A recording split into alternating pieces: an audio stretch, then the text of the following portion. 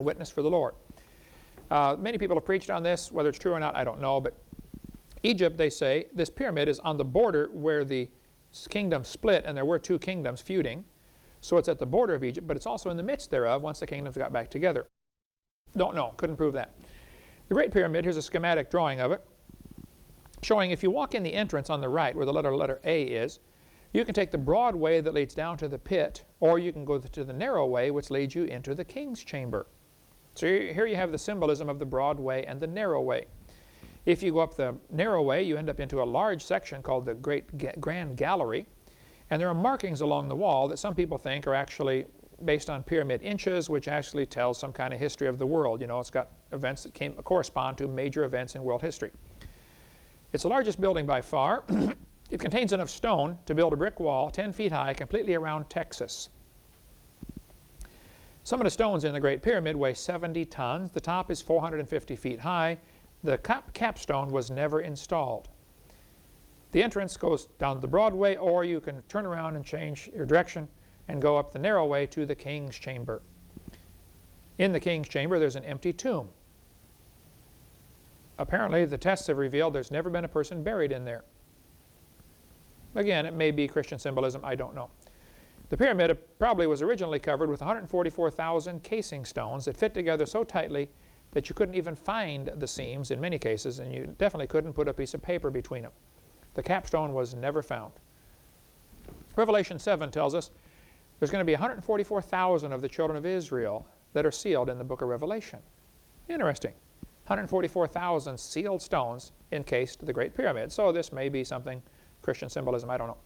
Ephesians talks about the whole body being fitly joined together. Matthew tells about the stone that the builders rejected became the head of the corner. Same thing in Mark chapter 12. The stone which the builders rejected, Luke 20, the stone the builders rejected has become the head of the corner.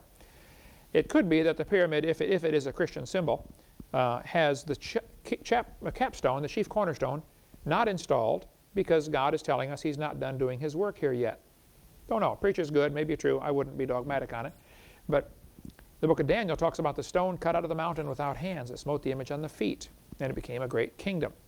Some people think that the New Jerusalem, which is 1,500 by 1,500 by 1,500, is actually a pyramid, because that's the only building that has one cornerstone, as opposed to normal buildings which would have four cornerstones. A pyramid would have one, and if Jesus is the light of the world, He could be the cornerstone that hasn't been installed yet, and He's going to be the ruler of the world coming soon to a city near you. Of course, Satan has abused this and used the Great Pyramid as the symbol on the back of the $1 bill. It's a symbol for the New World Order. Notice on the $1 bill they show the left eye, which is what is often used in Satan worship, and they have a gap between the eye and the pyramid. This is supposed to be symbolic of the idea that Lucifer has not been installed as the world ruler yet. They're hoping, of course, to get Lucifer installed. And in front it says, Norvis Ordo Seclorum, New World Order, New Order of the Ages. This is the symbol for the New World Order, has been on a dollar bill since 1935. In front there are things growing, in the back it's desert. How that they're going to bring in their New World Order. The 13 lines of stone on the Great Pyramid here apparently represent the 13 degrees of the Masonic Lodge, and that's all ties in. We cover more on that on video number 5. Okay, next question. Was the earth ever a hot molten mass? Textbooks will say, as the earth formed, the surface was similar to the moon. Craters like in the picture and large plains of volcanic basalt may have marked its surface. But unlike the moon, Earth's surface was hot and there were large pools of bubbling lava. That's what the books are teaching the kids in school. The question is it true? Well, Genesis 1 tells us God moved upon the face of the waters.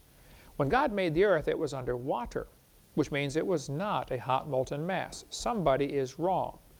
So the question is, was the earth hot or was it not hot? Well, let's look at the scientific evidence. Robert Gentry from Knoxville, or Powell, Tennessee, near Knoxville, has done great research on radiopolonium halos.